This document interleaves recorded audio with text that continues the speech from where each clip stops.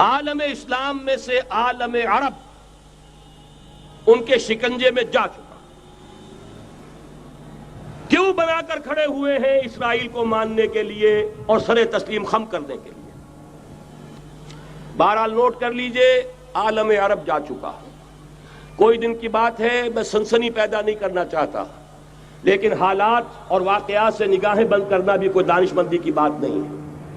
یہ ایودھیا کی مسجد شہید کی گئی، ابھی یہ ایک بہت بڑا مزار جو ہے شہید کیا گیا، اور اس کے ساتھ کئی مسجدیں شہید کی گئی۔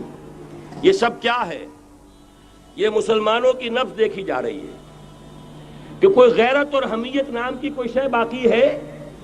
جیسے علامہ اقبال نے وہ نظم لکھی تھی، عبد القادر روہیلا بڑا ظالم جفاجو کینہ پرور تھا، لیکن یہ کہ اس نے جو ایک ٹیسٹ لیا تھا کہ وہ جو عورتیں ہیں تیموری خاندان کی، ان میں کوئی رمق رہ گئی ہے؟ معلوم ہوا کہ نہیں، کہ غیرت نام تھا جس کا گئی تیمور کے گھر سے، ختم، غیرت نکل گئی۔ اسی طرح ایودھیا کی مسجد، اب چرار شریف، اور یہ کوئی دن کی بات ہے کہ اب مسجد اقصیٰ کا نمبر آیا کہ آیا، اس کے لیے پوری تیاریاں ہو چکی ہیں۔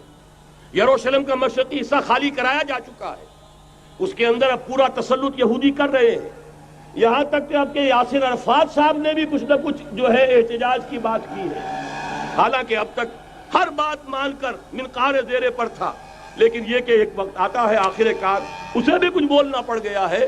لیکن یہودی اب پیچھے قدم ہٹانے والا نہیں ہے۔ ان کا تھرڈ ٹیمپل، تیسری مرتبہ ہیکل سلیمانی تعمیر ہونا ہے۔ نوٹ کر لیجئے، ان کے لیے وہ وہی کچھ ہے جو ہمارے لیے کعبہ ہے، ان کے لیے ہیکل سلیمانی بالکل وہی حیثیت رکھتا ہے جو ہمارے لیے کعبہ۔ وہ ہیکل سلیمانی ایک مرتبہ پہلے نبوکدنضر کے ہاتھوں مسمار ہوا، پھر سن 70 عیسوی میں ٹائٹس کے ہاتھوں مسمار ہوا، سن 70 کے بعد آج 1995 میں کتنے برس ہو گئے؟ پورے 1925 برس ہو گئے کہ ان کا کعبہ زمین بوس پڑا ہوا ہے۔ اب تک تو ان کا بس نہیں تھا، اب تو بس ہے کہ نہیں؟ اب ان کی حکومت ہے کہ نہیں؟ اب شاہ حسن ہو چاہے شاہ حسین، ان کے نوکر اور چاکر ہیں یا نہیں؟ اب انہیں ڈر کس کا ہے؟ لہذا کوئی دن کی بات ہے، مسجد اقصیٰ شہید ہوگی اور ٹیمپل کی تعمیر شروع ہوگی۔ یہ تو بہرحال ایک نقشہ ہے۔ اگلا نقشہ آپ کو بتانا چاہتا ہوں، ایک دوسری تصویر ہے۔ یہ تصویر ہے زمینی، ایک تصویر ہے آسمانی۔ وَمَكَرُوا وَمَكَرَ اللَّهُ وَاللَّهُ خَيْرُ الْمَاكِرِينَ۔ انہوں نے اپنی سی تدبیریں کی، اللہ نے اپنی تدبیر کی، اور ظاہر بات ہے اللہ کی تدبیر سے بہتر تدبیر کس کی ہوگی؟ چنانچہ یہودیوں کی سازشیں اس وقت بھی ناکام ہوئی تھی یا نہیں؟ ظاہر بات ہے جاء الحق وزهق الباطل ان الباطل کان زہوقا۔ لہذا یہ آیتیں دونوں اعلان کر رہی ہیں کہ یہودیوں کی سازشیں بالآخر ناکام ہوں گی اور دین حق کا بول بالا ہو کر رہے گا۔ یہ تو ان آیتوں سے ظاہر ہے۔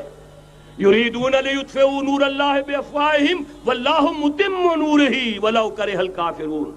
یریدون ان یطفئوا نور اللہ بافواہہم ویابی اللہ الا یتم نورہ ولو کرہ الکافرون۔ هو الذی ارسل رسولہ بالہدی ودین الحق لیظہرہ علی الدین کلہ ولو کرہ المشرکون۔